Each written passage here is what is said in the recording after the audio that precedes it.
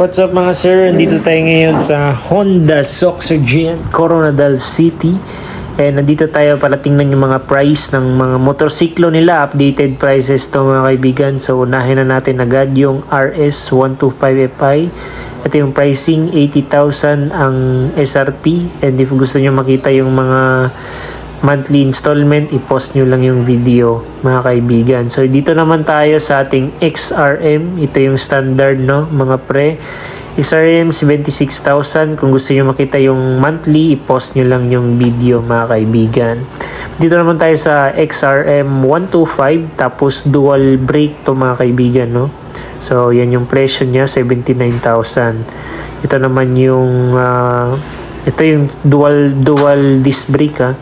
Ito naman tayo sa Motard, yung dual disc brake tas naka-mags, 81,300 mga kaibigan. Ulit, kung gusto nyo tingnan yung buong price ng installment, i-post nyo lang yung video para makita nyo ng maigi. Ito naman yung TMX na Supremo mga kaibigan. So 82,000 yung kanyang cash price. Of course, may discount pa yan pag totoong nag-cash ka talaga. Ito naman yung TMX Alpha 125, 61,000. Yan. So, yan yung mga updated price niya. And, ito, meron tayo ditong XR 150. So, ito walang price, pero nasa 96 yata ang price niya. Ito naman tayo sa CRF.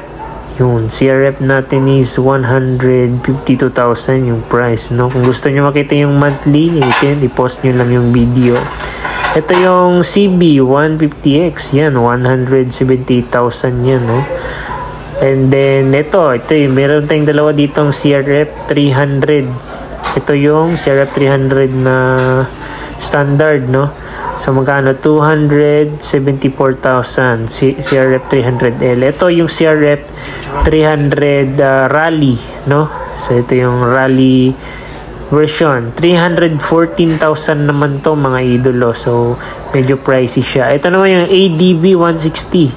168,000 yan mga idol, no? So, meron tayong dalawang colors dyan, pero of course, marami pang colors. Ito naman yung Airblade 160. 130,000 siya mga idolo, no? And ito yung bagong-bago ngayon, yung Honda Beat version 3. Yan, Honda Beat version 3, 78,300 pesos mga idolo. Ito naman yung another price, Honda Beat, 78,000 pa din. So magkaparehas lang yung limited edition at yung standard edition. Ito naman yung 68,000, no? Ito yung Honda Dio. And then dito naman tayo sa PCX 160. Ito yung ABS. Magkano yung ABS natin? 156,000 yung ABS natin. Dito naman tayo sa CBS na PCX, 138,000 yung combi brake system nila na PCX. Ito naman yung Honda Click 160, 127,300. So, ito yung wala namang ABS na na click. So, CBS lang yan. Ito yung ibang colors ng Airblade na 160, 138,000 pa din. So, ito yung red color. Ito naman yung gray. And then, ito yung Honda Click na napakainit. 85,000 yung Honda Click 125 ngayon mga idol. So, lahat ng yan, mga updated price yan ng Honda